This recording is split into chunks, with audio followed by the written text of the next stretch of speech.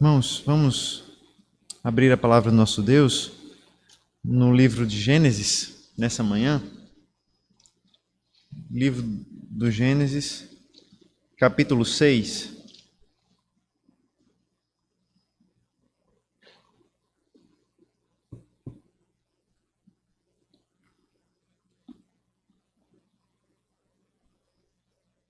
Nós vamos fazer a leitura a partir do versículo 1 até o versículo 6.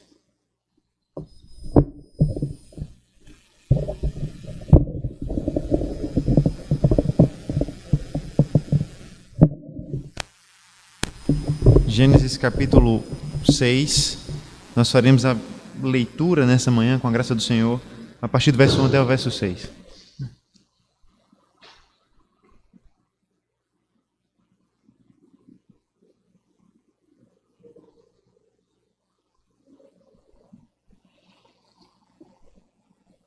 Nós iremos dar continuidade às nossas exposições no livro de Gênesis. Nós encerramos o capítulo 5 no último domingo e, com a graça do Senhor, nós iremos iniciar mais um capítulo deste livro, capítulo de número 6, e nós então iniciaremos a nossa trajetória por um novo momento desse livro, que é o momento onde será retratado o dilúvio. Nós vamos ler a palavra do Senhor, escute com atenção e com fé a palavra do nosso Deus. Ela nos diz assim, Gênesis capítulo 6, a leitura a partir do versículo 1 até o versículo 8. Quando as pessoas começaram a se multiplicar sobre a face da terra e tiveram filhas, os filhos de Deus viram que as filhas dos homens eram bonitas e tomaram para si mulheres, aquelas que entre todas mais lhes agradaram. Então o Senhor disse, o meu espírito agirá para sempre no ser humano, pois este é carnal. O meu espírito não agirá para sempre no ser humano, pois este é carnal. E os seus dias serão 120 anos. Naquele tempo havia gigantes na terra. E também depois, quando os filhos de Deus possuíram as filhas dos homens, as quais lhes deram filhos. Estes foram valentes, homens de renome na antiguidade. O Senhor viu que a maldade das pessoas havia se multiplicado na terra e que todo o desígnio do coração delas era continuamente mau. Então o Senhor ficou triste por haver feito o homem na terra, e isso lhe pesou o coração. O Senhor disse, farei desaparecer da face da terra o ser humano que criei. Destruirei não apenas as pessoas, mas também os animais, os seres que rastejam e as aves dos céus, porque estou triste por havê-los feito. Porém Noé encontrou favor aos olhos do Senhor. Vamos ao Senhor em oração nesse momento, rogar pela sua graça, pela sua bênção e pela sua direção nessa manhã do seu santo dia.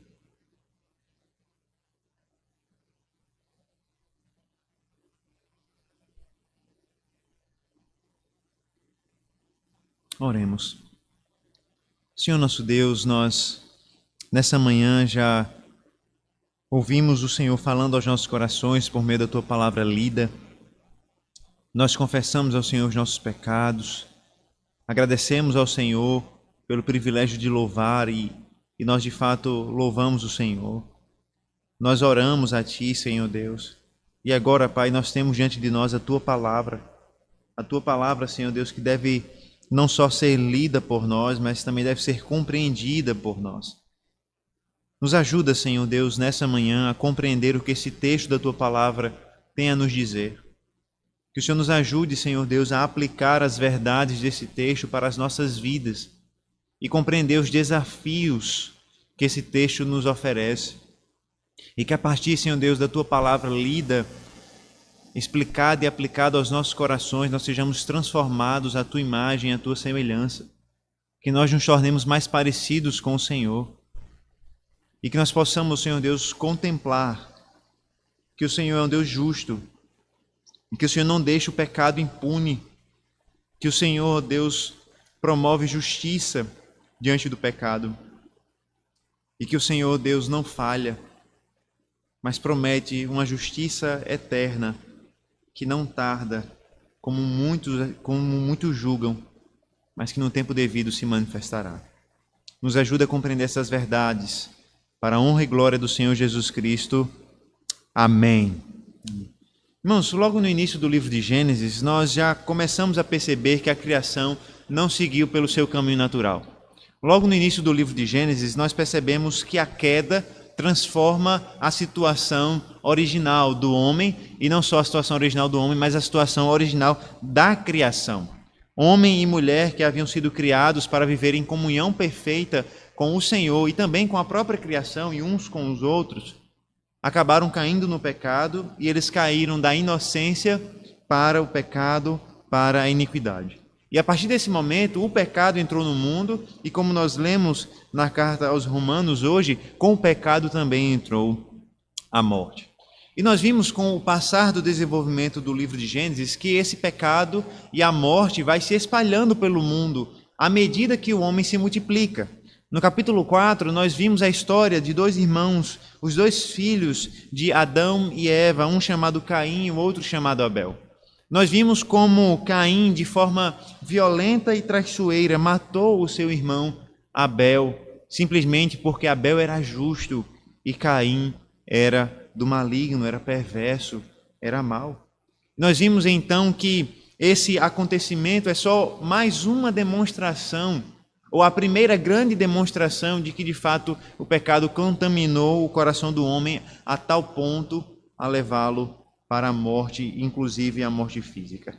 Depois desses acontecimentos, o capítulo 4 narra o crescimento da semente da serpente. Nós vimos como o mundo então passa a se dividir em dois grandes grupos, duas grandes descendências. Uma que segue os passos da serpente no seu pecado, na sua mentira e no seu desejo por morte e violência. Outra descendência que segue o caminho de Deus, quando essa descendência invoca a Deus, adora a Deus, ama a Deus, e é chamada de descendência da mulher, da qual viria um descendente que pisaria a cabeça da serpente, conforme prometido em Gênesis 3,15. Nós vimos então que essas duas descendências crescem, essas duas descendências avançam pela face da terra. A descendência de Caim, como registrado no capítulo 4, cresce, é responsável por grandes avanços tecnológicos, culturais, científicos, nós podemos em alguma medida usar essa palavra. Mas nós vimos também que no capítulo 5, a descendência de Sete cresce também. A descendência da mulher cresce. Nós vimos isso no último domingo. Nós vimos como Deus continua a sua redenção a partir da continuidade da descendência da mulher, apesar da morte.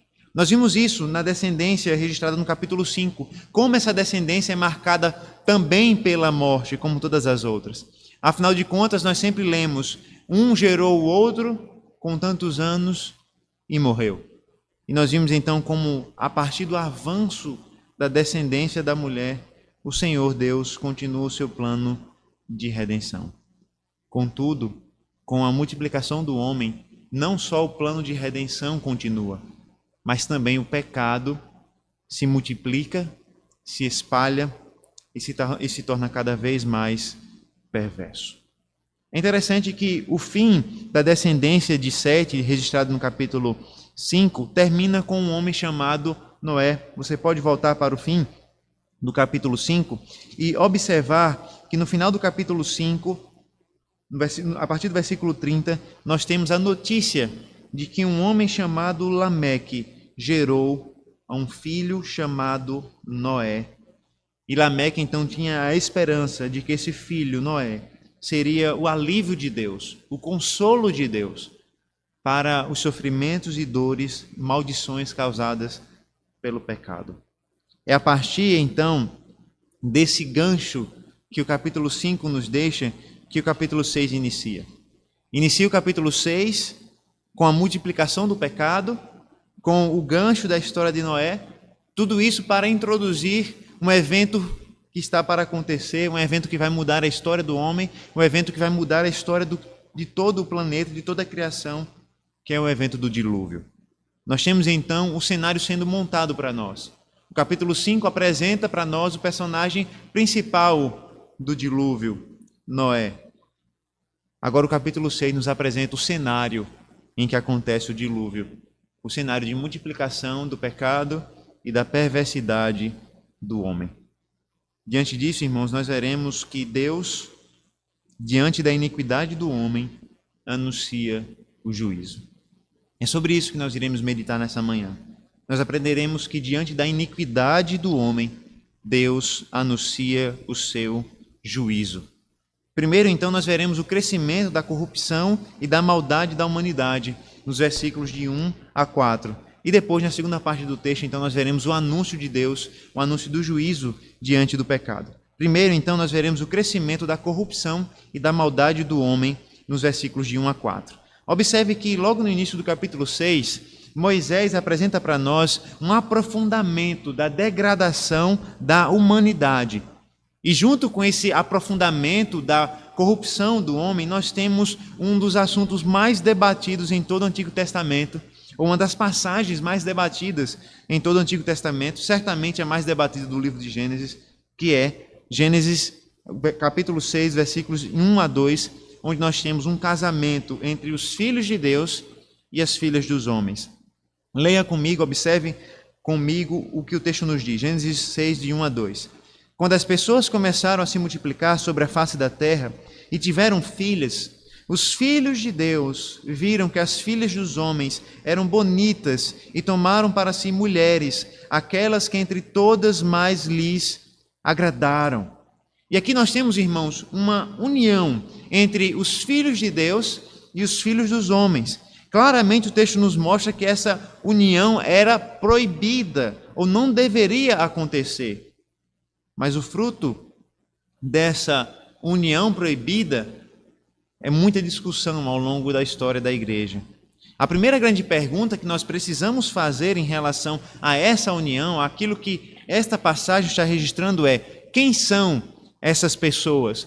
Quem são os filhos de Deus e quem são as filhas dos homens?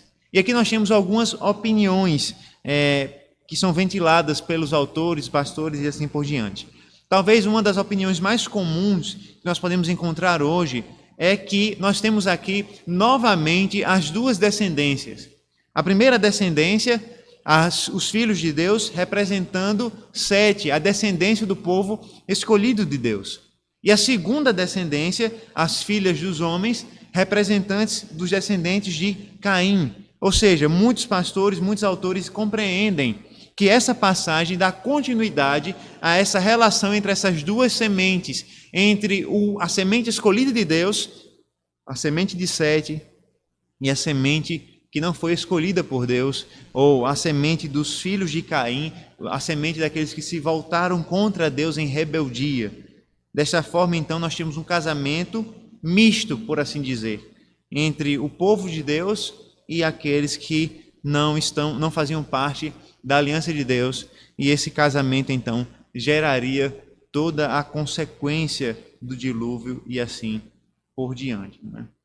Tomando então o contexto em consideração, muitos acreditam que os filhos de Deus são os homens da descendência de Sete e as filhas dos homens, as mulheres da descendência de Caim.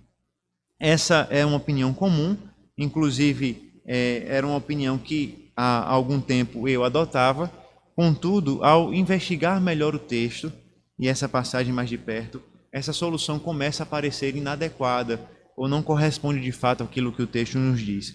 Nós temos alguns argumentos para mostrar isso e eu quero que os irmãos prestem bastante atenção, porque é um texto difícil e são reflexões um pouco complexas e eu espero que da maneira mais simples possível nós possamos compreender juntos essa passagem. A primeira coisa que eu quero que os irmãos reflitam juntamente comigo é que em todo o Antigo Testamento, a frase "os filhos de Deus" é utilizada somente para um único grupo, os anjos. E eu gostaria que você abrisse a sua Bíblia comigo no livro de Jó. Nós vamos abrir no capítulo 1 do livro de Jó. Livro de Jó, capítulo 1. Nós vamos ler um versículo do capítulo 1 e depois leremos um versículo do capítulo 2.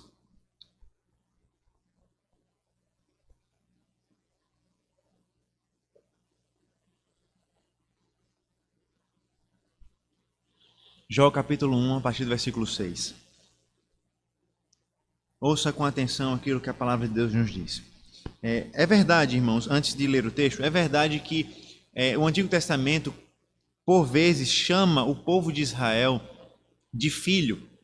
Contudo, essa frase, filhos de Deus, não é utilizada em nenhum momento para algum ser humano. Pelo contrário, essa frase, filhos de Deus, só aparece nos livros de Jó e nos Salmos para se referir a anjos. Parece ser um termo técnico, uma frase técnica para se referir a esses seres celestiais. Tanto é que nós vamos encontrar isso em Jó capítulo 1, versículo 6. Veja, num dia em que os filhos de Deus vieram apresentar-se diante do Senhor, veio também Satanás entre eles. Claramente, irmãos, os irmãos vão lembrar do contexto, nós temos aqui uma assembleia celestial, uma reunião entre os seres celestiais. E o texto nos diz que os filhos de Deus vão se apresentar a Deus, ou seja, os anjos vão se apresentar ao Senhor. Agora veja no capítulo 2, no versículo 1 de Jó, que mais uma vez essa mesma frase é utilizada para se referir a anjos. Num dia em que os filhos de Deus vieram apresentar-se diante do Senhor, veio também Satanás entre eles, apresentar-se diante do Senhor. Em outras palavras, irmãos, nós podemos observar que tanto em Jó como no livro dos Salmos, por exemplo, o Salmo de número 29, no versículo 1, nós temos essa mesma frase. Essa frase, então, é utilizada para descrever anjos, seres celestiais, que vivem na companhia de Deus e vivem a serviço de Deus para fazer a vontade de Deus nesse mundo. Observe, no entanto, irmãos, que o texto, quando fala dos filhos de Deus, não descreve esses filhos de Deus como anjos bons ou como seres celestiais bons. Pelo contrário, eles são descritos aqui como pessoas ou seres que cedem ao desejo e são atraídos pela beleza das mulheres, das filhas dos homens. E aqui há algo interessante, não é? Nós não temos aqui os filhos de Deus sendo retratados como uma semente santa, como o povo de Deus. No texto, os filhos de Deus são tratados como seres humanos pervertidos que cederam à tentação da beleza e cometeram um grave pecado contra Deus. Ou seja, não parece ser um procedimento natural daqueles que fazem parte da semente de Sete. Mas eu gostaria que os irmãos refletissem comigo e percebessem que o principal argumento em favor da interpretação de que Gênesis 6 fala da união entre anjos caídos e as mulheres é o fato de que os autores do Novo Testamento interpretam assim essa passagem. E eu creio que isso é o que define a nossa interpretação. Afinal de contas, nós interpretamos a Bíblia pela própria Bíblia. E os autores do Novo Testamento interpretam Gênesis 6 através de uma união entre anjos e mulheres caídas. E eu quero que você abra primeiro a sua Bíblia em 1 Pedro, capítulo 3. 1 Pedro, capítulo 3, a partir do versículo 18. E nós vamos ver como Pedro, o apóstolo Pedro, lê essa passagem.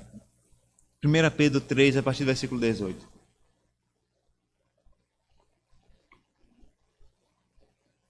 Assim diz a palavra de Deus. 1 Pedro 3,18. Pois também Cristo padeceu uma única vez pelos pecados, o justo pelos injustos, para conduzir vocês a Deus, morto sim na carne, mas vivificado no Espírito, no qual também foi e pregou aos espíritos em prisão, os quais, noutro tempo, foram desobedientes, quando Deus aguardava com paciência nos dias de Noé, enquanto se preparava a arca, na qual poucas pessoas, apenas 8, foram salvas através da água. A pergunta que nós devemos fazer ao ler esse texto de Pedro é: do que Pedro está falando aqui? Quais são os acontecimentos que motivaram as palavras de Pedro aqui? O que aconteceu de tão terrível nos dias de Noé para justificar a prisão desses espíritos? O que esses espíritos fizeram para ser presos por Deus e aguardarem o juízo de Deus? A referência, irmãos, claramente parece ser a Gênesis 6, onde nós temos o relato do casamento de anjos e mulheres. Afinal de contas, Pedro faz questão de nos dizer que eles foram desobedientes, esses espíritos foram desobedientes nos dias de Noé. E nós não encontramos nenhuma outra passagem de Gênesis que relate algum tipo de desobediência de seres espirituais, a não ser Gênesis capítulo 6. Mas nós podemos unir o que Pedro fala com aquilo que Judas fala. Abra sua Bíblia na carta de Judas, no único capítulo que ela possui. Nós vamos ler os versículos de 6 a 7. Judas capítulo 1, o único capítulo que ela possui, versículos 6 e 7. Assim diz a palavra do nosso Deus. Judas, a partir do versículo 6. E a anjos, os que não guardaram seu estado original, mas abandonaram seu próprio lugar. Ele tem guardado sobre trevas, em algemas eternas, para o juízo do grande dia. Igualmente Sodoma, Gomorra e as cidades vizinhas, que também se entregaram à imoralidade e adotaram práticas contrárias à natureza, foram postas como exemplo do castigo de um fogo eterno. Irmãos, observe que aqui Judas, que não era o Iscariotes, mas era o irmão do Senhor Jesus, ele faz menção de anjos que caíram por terem cometido pecados semelhantes ao de Sodoma e Gomorra. Note que Judas nos diz aqui que Sodoma e Gomorra também se entregou às imoralidades. E esse também é uma referência a quem, irmãos? Aos anjos que praticaram esse mesmo pecado. Ou seja, quando Judas fala sobre Sodoma e Gomorra, ele diz que Sodoma e Gomorra também se entregou a imoralidades sexuais como anjos caídos fizeram. De tal maneira que o versículo 6 nos diz ainda que Sodoma e Gomorra, os habitantes de Sodoma e Gomorra não guardaram o seu estado original, mas abandonaram o seu próprio lugar. Perdão, os anjos, abandonaram o seu próprio lugar, não guardaram o seu estado natural. E por isso eles estão presos sobre trevas com algemas eternas. Você percebeu alguma semelhança com o que Pedro diz? Pedro também fala de seres espirituais que estão em prisão e a identificação, irmãos, claramente parece ser o mesmo grupo pela identificação. Esses seres são chamados de espírito em prisão que não guardaram seu estado original. Judas, porém, irmãos, revela um detalhe interessante que a gente não percebe em Pedro. Pedro fala do pecado, da desobediência, fala da prisão desses espíritos, mas Pedro não menciona algo que Judas menciona. Judas nos diz que esses anjos cometeram pecados, imoralidades sexuais. Essas práticas, no versículo 7 de Judas, são descritas como práticas contrárias à própria natureza. Claramente, então, irmãos, nós podemos observar que Judas e Pedro estão falando do evento que aconteceu em Gênesis 6, quando anjos caídos cometeram imoralidades sexuais contrárias à natureza ao se unirem a mulheres e gerando então uma descendência perversa. Por fim, eu gostaria que você abrisse a sua Bíblia em 2 Pedro. Nesse nosso exercício, eu gostaria que você abrisse em 2 Pedro, capítulo 2, nós vamos ler versículos 4 e 5. É o mesmo Pedro falando, e parece que ele está falando novamente da mesma situação, mas agora ele vai falar com alguns detalhes diferentes. 2 Pedro, segunda carta de Pedro 2, versículos 4 e 5, nos diz assim a palavra de Deus. Pois Deus não poupou anjos quando pecaram, mas lançando-os no Tártaro, ou inferno, prendeu-os com correntes de escuridão, reservando-os para o juízo. E ele não poupou o mundo antigo, mas preservou Noé, pregador da justiça, e mais 7 pessoas quando fez vir o dilúvio sobre o mundo de ímpios. E aqui, irmãos, observe, novamente Pedro fala de espíritos que cometeram pecado. Nesse caso, ele diz que foram anjos que cometeram pecados. E novamente ele fala desse pecado juntamente com a história de Noé. E aqui, irmãos, não parece ser coincidência Mas as duas cartas de Pedro e a carta de Judas estão falando do mesmo assunto. Anjos caídos que cometeram pecados sexuais nos dias de Noé com as filhas dos homens ou com as mulheres. Por isso, irmãos, eu creio que pelo testemunho do Novo Testamento, além do testemunho do próprio Antigo Testamento, é quase impossível não compreender que Gênesis 6, de 1 a 4, está descrevendo uma união perversa entre seres espirituais malignos, anjos caídos, com mulheres humanas, né? Como as que nós conhecemos, então. Mas aí surge um grande desafio para nós, porque os irmãos vão lembrar rapidamente que o Senhor Jesus Cristo nos diz que nós, no céu, nós seremos como anjos que não se casam e nem se dão em casamento. Contudo, Gênesis está registrando que anjos se casaram. A grande pergunta é, o que Jesus está dizendo aqui? O que Gênesis está dizendo? Como nós podemos conciliar essas duas passagens? Eu creio, irmãos, que há algumas respostas. Primeiro, que é possível que Jesus não estivesse falando de uma impossibilidade natural dos anjos, mas sim de uma determinação divina. Ou seja, Jesus não necessariamente disse que os anjos não têm capacidade de se casar, mas sim que eles não se casam, porque no céu não há esse tipo de relacionamento. Além disso, é possível que a proibição para anjos casarem tenha acontecido depois desse episódio. Afinal de contas, nós não sabemos. De qualquer forma, Jesus Cristo nos diz que eles não casam, mas não que eles não têm capacidade de se casar. Além disso, mesmo que os anjos não tenham capacidade natural de se casar, o que nós podemos encontrar em Gênesis capítulo 6 é provavelmente um caso de possessão demoníaca. Em outras palavras, os anjos em si podem não ter a capacidade de se casarem, mas ao possuírem seres humanos, ao possuírem homens, eles então teriam ganhado essa capacidade ao assumir o corpo de um homem, né, por possessão demoníaca. Ou seja, é possível que anjos tenham assumido o corpo de homens e tenham então se casado com essas mulheres. Anjos escolheram então cair.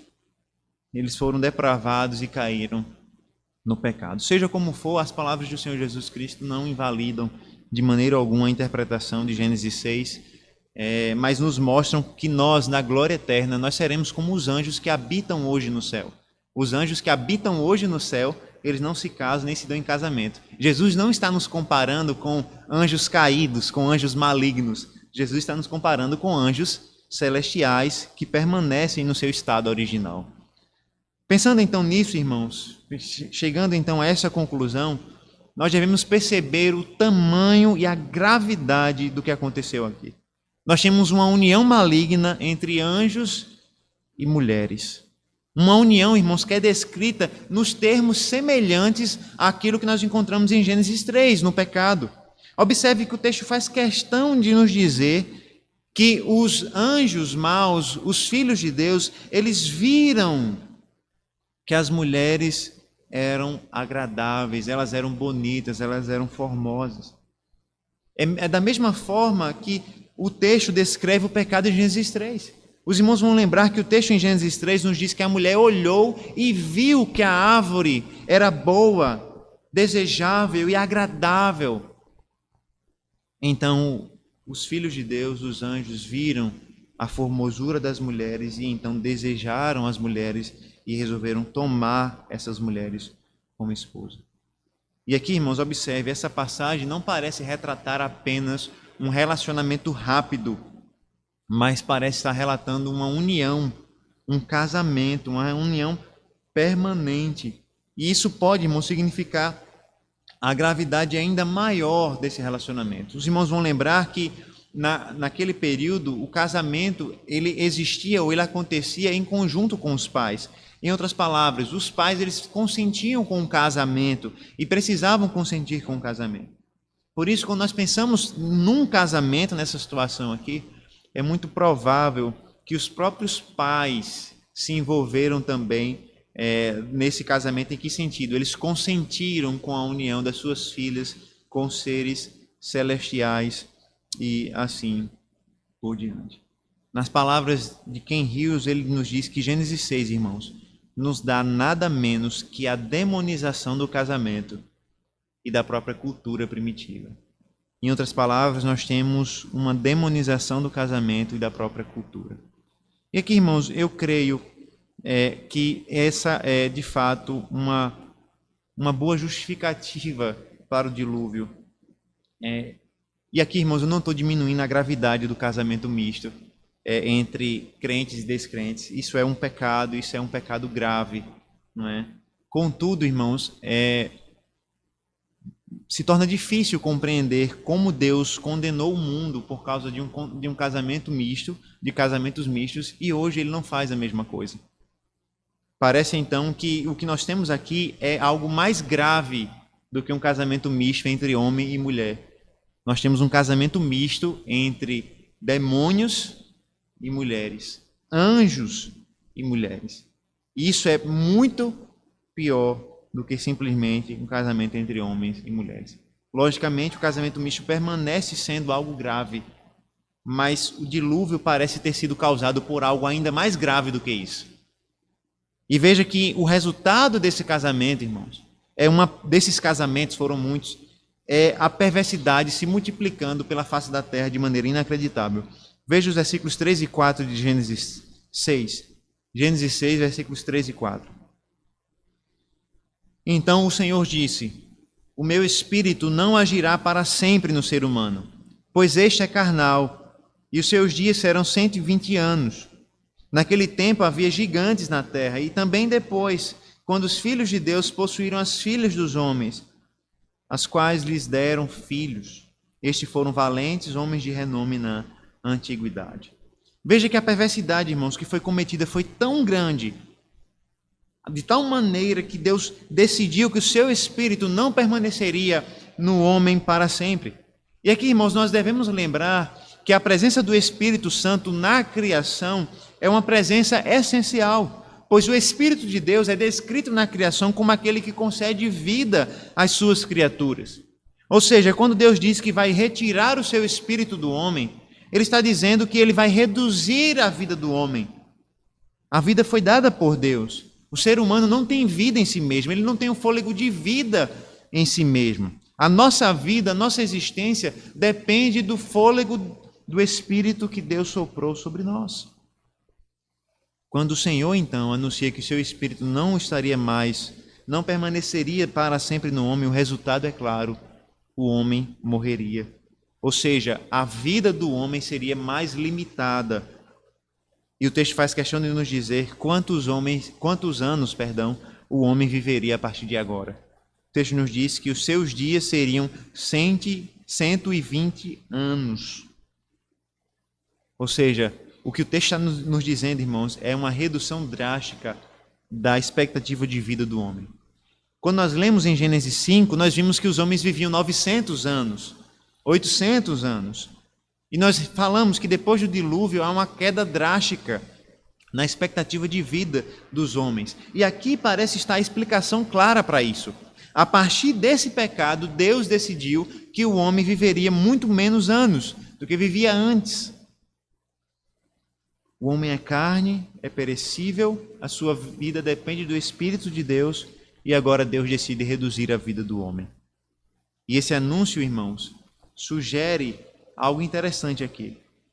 Alguns autores, então, pensam que o casamento entre anjos e mulheres poderia ter sido uma tentativa de alcançar uma vida mais longa ou até mesmo de alcançar uma vida eterna por outros meios. É possível que essas mulheres, que essas pessoas envolvidas nesse casamento tenham tentado gerar um ser que vivesse mais do que apenas os anos de vida que foram dados por Deus. Seria uma tentativa, então, de viver mais e por isso, então, Deus teria reduzido a expectativa de vida do homem. Seja isso verdade ou não, afinal de contas o texto não deixa claro as intenções por trás, além da intenção do desejo. O que nós temos então é, depois do período do dilúvio, as idades registradas declinam constantemente. E os números depois do dilúvio raramente passam de 120 anos. Um comentarista ele relata, né, ele registra que do tempo de Jacó, os que viveram mais foram José, que viveu 110, Moisés, que viveu 120, Josué, que viveu 110, somente Arão, que viveu 123 anos, passou dos 120. Ou seja, depois desse caso, a expectativa de vida do homem diminui drasticamente por causa do seu pecado. Versículo 4 ainda nos diz, irmãos, que havia gigantes naqueles dias, nos dias que antecederam o dilúvio. E aqui, irmãos, a nossa versão escolhe traduzir a palavra Néfilins por gigante. E eu cito essa palavra porque essa palavra, em outras versões, ela aparece. Em outras versões, o texto fala de Néfilins. E a nossa Bíblia faz questão de traduzir por gigantes. A razão para isso, irmãos, é que numa outra passagem onde nós temos esse nome Néfilins, que é em Números capítulo 13, os Néfilins são descritos como homens grandes, homens de estatura alta, homens fortes, a tal ponto que os espias de Israel, quando olham para esses homens, eles dizem que se sentem como gafanhotos.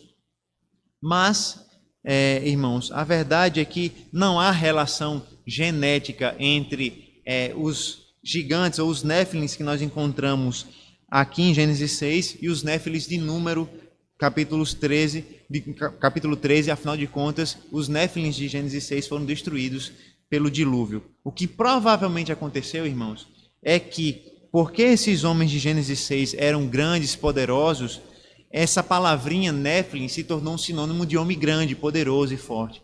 Então, quando o povo de Israel viu aquelas nações, elas eram conhecidas com esse nome, gigantes, Néfilins, porque eram poderosos, assim como os homens de Gênesis 6, os homens que eram resultado da união entre anjos e mulheres.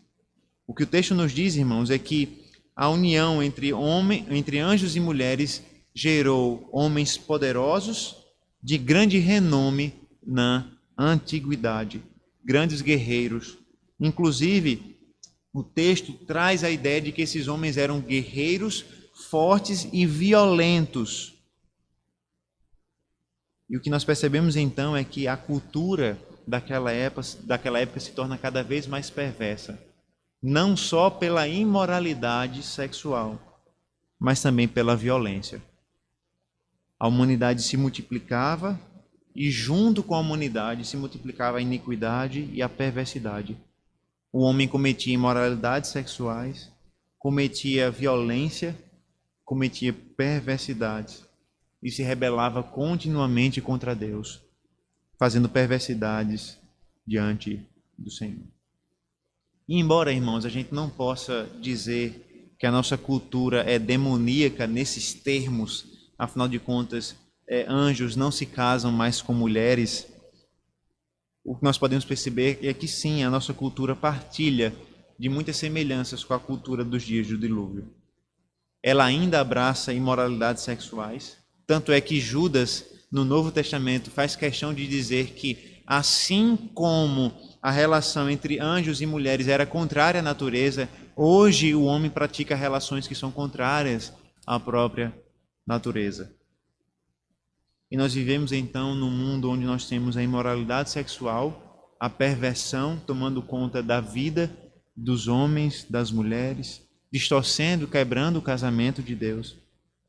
Um mundo onde nós temos também violências, guerras, um mundo onde homens se vangloriam por serem perversos, por serem maus, e assim por diante. Interessante que em uma das suas lutas, uma das suas defesas de cinturão, o boxeador Mike Tyson, talvez alguns irmãos se lembrem, ele diz em uma entrevista que ele vai matar o seu oponente porque ele é um estuprador. Esse foi o homem que também mordeu a orelha do seu adversário e cuspiu, não é? Arrancou um pedaço da orelha do seu adversário. E esse homem, então, é exaltado como um grande exemplo de força, de masculinidade. Na verdade, o que nós vemos é uma distorção da violência uma distorção daquilo que é ser homem. E o que nós vemos nesse mundo, então, é violência e imoralidade sexual. O homem se multiplica e com ele se multiplica o pecado. E nós podemos ver isso, inclusive, nos nossos dias. O que o texto vai nos mostrar, então, nos versículos seguintes, é que diante dessa maldade, dessa perversidade, Deus anuncia o juízo. Veja os versículos 5 e 6, quando nós temos da nossa perspectiva as primeiras reações de Deus à perversidade da humanidade. O Senhor viu que a maldade das pessoas havia se multiplicado na terra e que todo o desígnio do coração delas era continuamente mau. Então o Senhor ficou triste por haver feito o ser humano na terra e isso lhe pesou no coração. Observe, irmãos, que toda a linguagem aqui é descrita a partir dos nossos termos, dos termos humanos, para que nós possamos compreender de fato o que está acontecendo aqui. O texto faz questão de usar essa linguagem aproximada, né? O texto começa dizendo: o Senhor viu que a maldade das pessoas havia se multiplicado na terra. Claramente, irmãos, não é uma linguagem que significa que Deus não sabia do pecado, que ele não via, mas passou a ver. Mas simplesmente uma linguagem mais aproximada para nos mostrar ou nos ajudar a compreender o que aconteceu. Deus viu o pecado do homem, ele viu a maldade se multiplicando, ele viu como a perversidade do homem estava se espalhando pela terra, com as suas imoralidades, com a sua violência.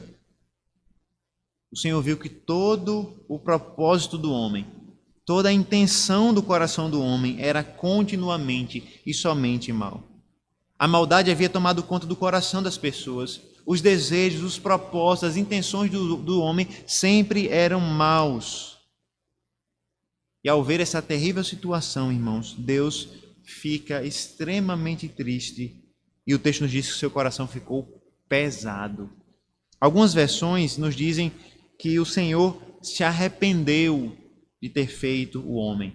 E é claro, irmãos, que nessas versões a palavra arrependimento não deve ser entendida à luz do nosso arrependimento.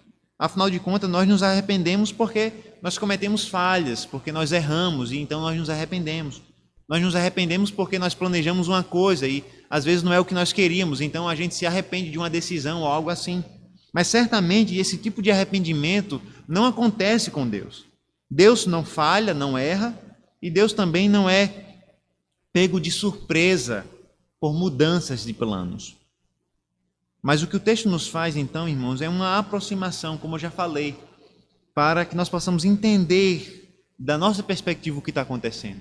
Assim como o texto fala de Deus ver, e nós sabemos que o texto não está dizendo que Deus não via antes e que agora ele vê, também da mesma forma, quando o texto fala que Deus se arrependeu, não é porque Deus cometeu um erro, mas a razão disso é porque Deus agora está profundamente triste por conta do coração do homem.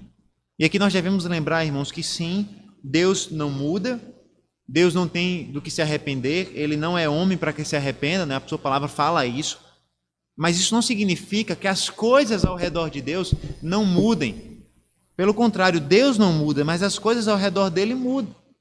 O Berkhoff, um autor, ele diz assim: há mudança em volta de Deus, mudança nas relações dos homens com Deus, mas não há mudança em seu ser, em seus atributos, em seus propósitos, em suas promessas. Ou seja, Deus não mudou em Gênesis 6, mas o relacionamento de Deus com o homem mudou.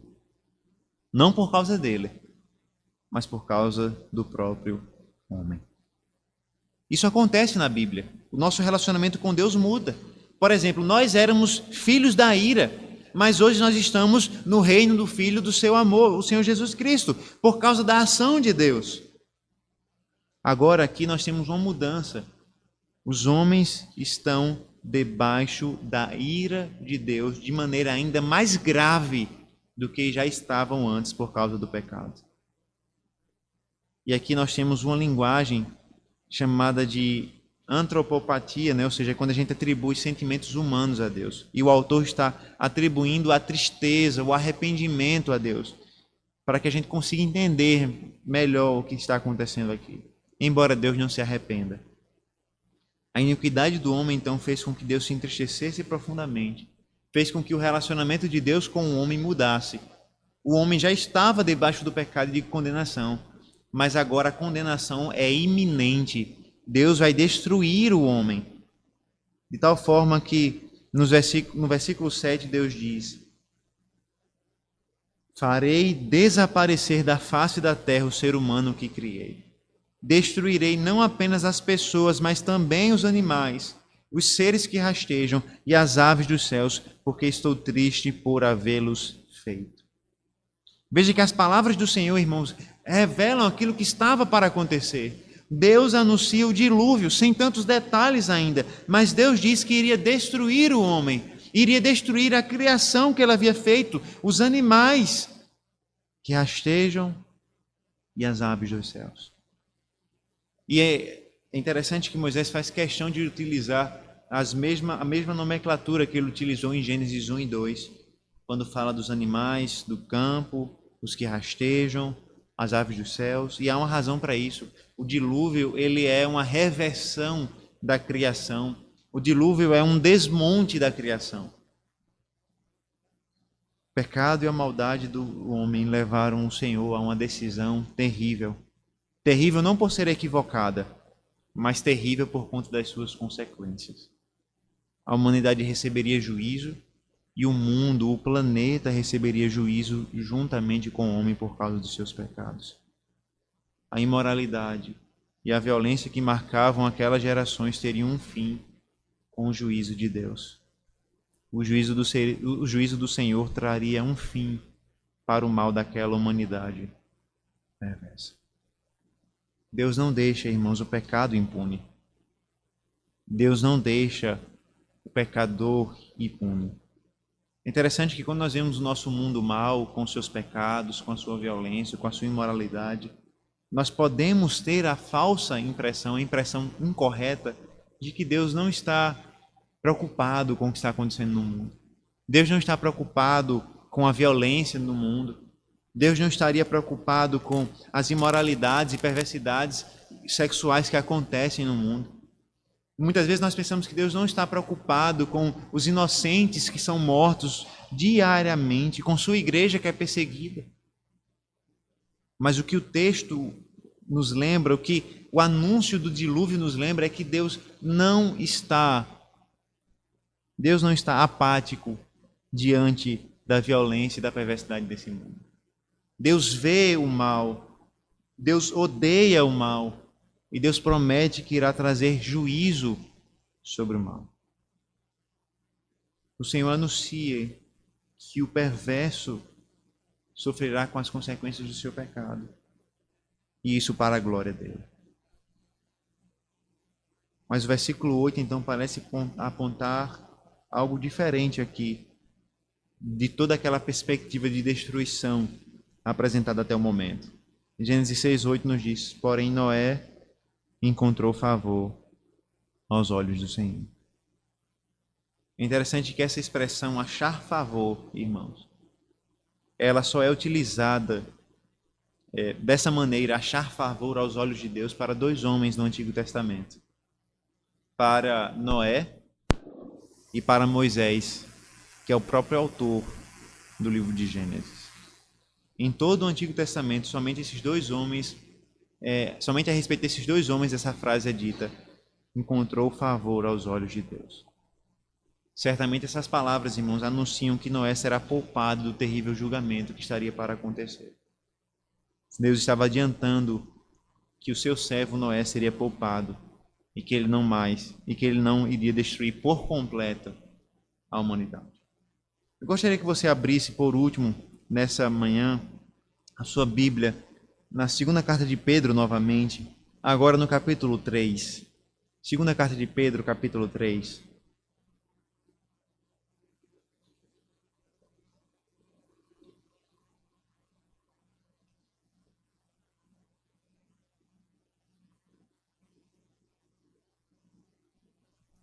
Nós vamos ler a partir do versículo 6 até o versículo 10. E como eu falei, irmãos, muitas vezes nós temos a impressão falsa de que as coisas ficarão impunes e que Deus não está pronto para realizar nada. Mas o dilúvio é de fato uma grande demonstração do juízo de Deus. Tanto é que o próprio apóstolo Pedro compreende que o que aconteceu no dilúvio é um exemplo, é um testemunho daquilo que vai acontecer nos últimos dias. Veja, a partir do versículo 6 do capítulo 3 da segunda carta de Pedro.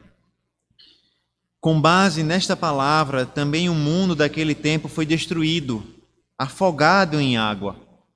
Pela mesma palavra, os céus e a terra que agora existem têm sido guardados para o fogo, estando reservados para o dia do juízo e da destruição dos ímpios.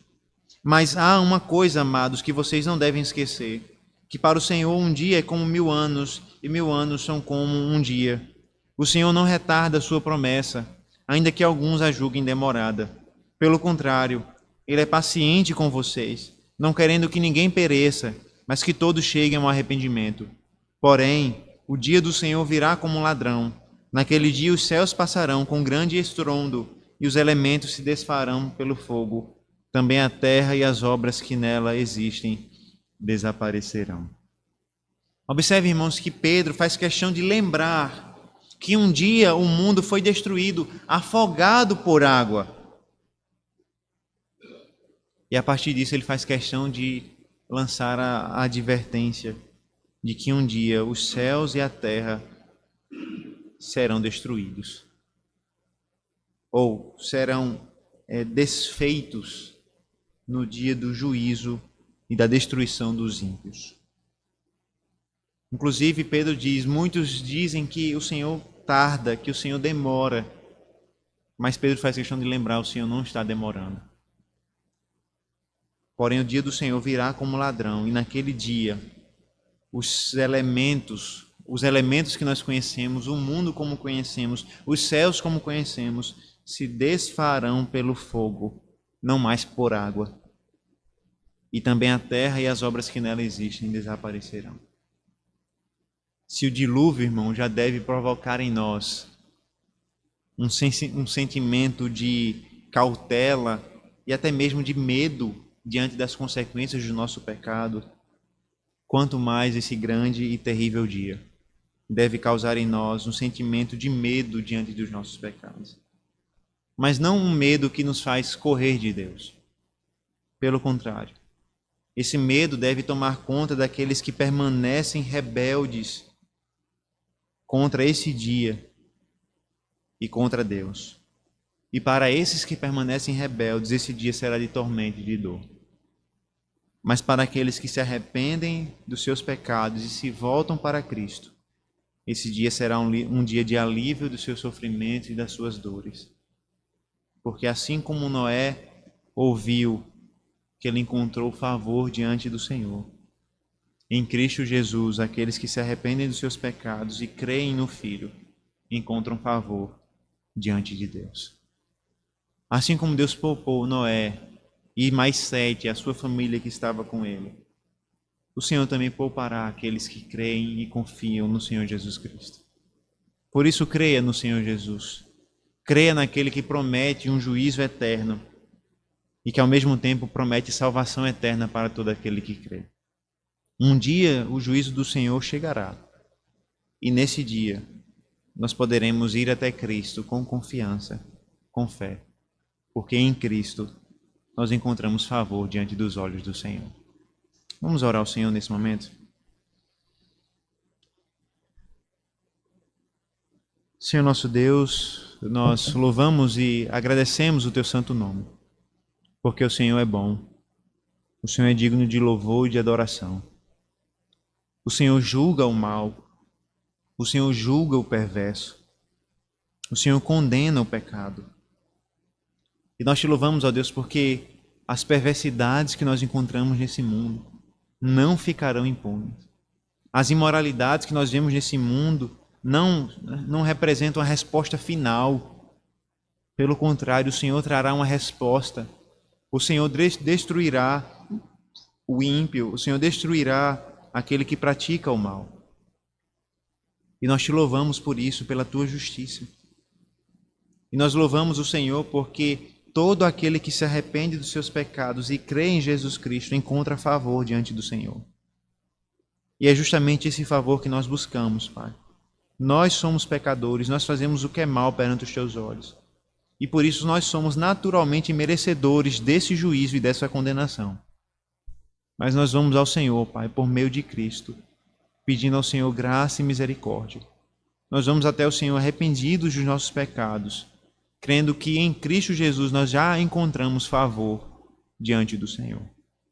Ó Deus, que nós possamos esperar esse dia com grande expectativa, porque esse dia será o dia da Tua glória e o dia do nosso alívio e da nossa salvação. E que isso, ó Deus, possa revestir o nosso coração de seriedade diante da existência desse grande e terrível dia. Mas também encha o nosso coração de alegria ao lembrar que nesse grande dia nós estaremos salvos em Jesus Cristo. Essa é a nossa oração, a oração que nós fazemos nele, no nosso Salvador e Mediador Jesus. Amém.